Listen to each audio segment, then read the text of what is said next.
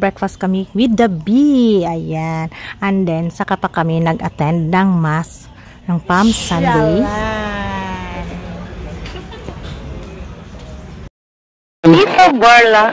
Tita Barla Loving Life.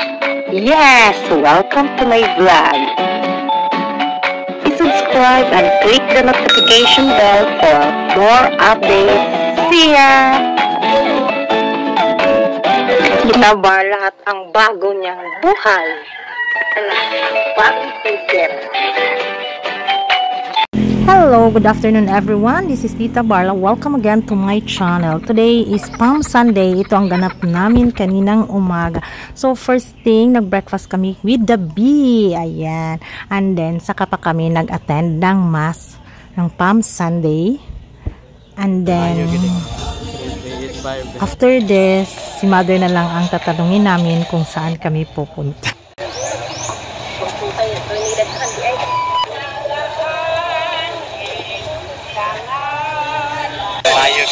So, ang sabi ni mother is pupunta kami dito sa Fishyalan. Parang combination ng fish at saka pasyalan.